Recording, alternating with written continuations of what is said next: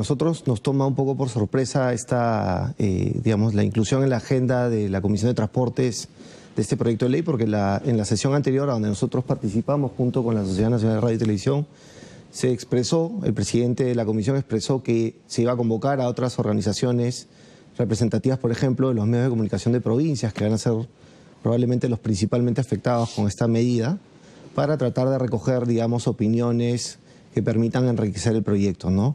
Ahora, efectivamente, ahora lo que caben son tres escenarios. Uno es que el proyecto de ley, digamos, se archive, que el proyecto de ley que se recomiende su aprobación por insistencia, porque recordemos que esto lo aprueba el Pleno del Congreso, o que se recomienden algunas modificaciones al mismo para que nuevamente sea debatido en el Pleno, ¿no es cierto? Nosotros consideramos, como Consejo de la Prensa, y efectivamente ayer tuvimos la iniciativa junto con otras organizaciones como la Sociedad Nacional de Radio y Televisión, la Asociación Nacional de Periodistas, el IPIS, IAB Perú, entre otras organizaciones que incluso ya se están adhiriendo el día de hoy, como Proética. La idea es justamente reiterar lo que ya se ha dicho a lo largo del camino, ¿no? Esta es una norma que tiene un claro objetivo y que ha sido revelada además con recientes declaraciones de parlamentarios y del propio presidente del Congreso, que es enviar una señal clara a los medios de comunicación y a los periodistas para que atenúen digamos, sus críticas, ¿no? Que han sido especialmente, digamos, el tono ha sido especialmente crítico en los últimos meses a raíz de casos de corrupción tan sonados como Lavallato y a raíz de algunos eventos específicos como la compra de televisores, frigobares, rosas, la contratación de personal, digamos, en el Congreso, etcétera, que han incomodado a algunos sectores del Congreso y han, digamos, reavivado este proyecto de ley, lo cual es preocupante, ¿no? Señor Jorge Vaca, usted representa a las estaciones de radio y de televisión en nuestro país.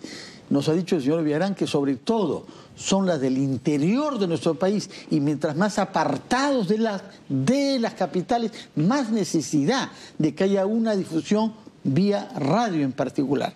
¿Qué cosa es lo que ha percibido usted de sus bases en las regiones de nuestro país? Bueno, buenos días y gracias también por la invitación. El tema que toca Fernando es particularmente importante porque si recordamos la esencia de este proyecto, lo que señala el congresista Mulder es que estas campañas de difusión por parte del Estado, no solamente el gobierno central, sino también gobiernos regionales, distritales, es decir, todos los estamentos públicos, ya no necesitan de la plataforma de la radio y la televisión para poder difundirse, que para eso están los medios públicos, es decir, los mismos canales y radios del Estado y las redes sociales de los mismos estamentos. Y acá hay un punto importante. No es que se contrate plataforma digital, porque eso sería contratar con un privado y por lo tanto la norma lo prohibiría, sino que de los mismos teléfonos que uno tiene contratado en la autoridad se vayan difundiendo los mensajes. Eso técnicamente es imposible de sustentar. La penetración del Internet en el Perú no llega al 60%. Y en ese sentido, cuando es que hablamos de difusión de campañas y nos referimos a que los sectores más alejados del país pueden ser los más afectados, nos referimos primero a un tema de penetración de la banda o de la plataforma que supuestamente podría sustituir a las plataformas llamadas tradicionales. Segundo, sí existen radios y televisoras que en este momento operan en localidades pequeñas o medianas del país que no tienen la capacidad comercial que tienen las estaciones de Lima o las cadenas nacionales y por lo tanto no tienen un acceso a la publicidad comercial privada como sí la tenemos los medios de comunicación que venimos de Lima o las cadenas nacionales. Y aquí hay un punto elemental, porque es importante, Rodrigo ha señalado bien el criterio de fondo de nuestra posición de observación al proyecto. Pero vamos a cómo se han dado las formas. Este proyecto fue presentado en el mes de noviembre. En el mes de diciembre se exonera de comisiones, es decir, se exonera del debate. En el mes de enero, o febrero, perdón, se aprueba en la comisión permanente. Se exonera de segundo debate. y ese mismo día es remitido al Ejecutivo. Es decir, durante todo este tiempo, lo que sí ha existido es una clara posición, no solamente por parte del congresista Mulder, que nos parece además uno de los congresistas con mayor experiencia y que pudiera llevar este tema de una manera mucho más técnica. Él es el que él, apoyado evidentemente por posiciones del Congreso, lo que se ha obviado es la posibilidad de debate, que recién se abrió a partir de que este proyecto regresó observado por el Ejecutivo. Cuando es que hemos participado del debate en la comisión, todos los congresistas, y estoy diciendo, bueno, salvo el congresista Mulder, todos señalaban que lo importante era regular. El proyecto Mulder no regula, prohíbe. Señor Vaca, disculpe que le pida que nos acompañe hasta Quito, donde tomamos contacto con el periodista César Ricaurte, director de la ONG Fundamentos, y es un país, el Ecuador, que ha tenido experiencia con un gobierno hostil a las críticas de la prensa. Recordamos a Rafael Correa. Colega Ricaurte, buenos días.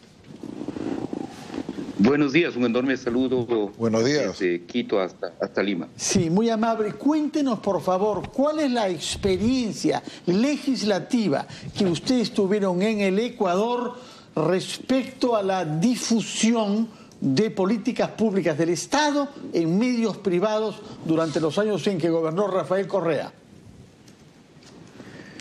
Bueno, durante esa década del gobierno de Rafael Correa se aprobaron cerca de 9 leyes que afectaban el trabajo de los medios de comunicación.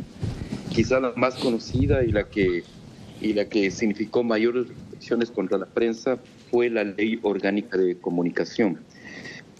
Bajo la Ley Orgánica de Comunicación, el Estado, el gobierno ecuatoriano, asumió la revisión, el control de los contenidos de los medios de comunicación y impuso sanciones, más de 1.000 procesos contra los medios de comunicación en el Ecuador por supuestos incumplimientos a esta ley.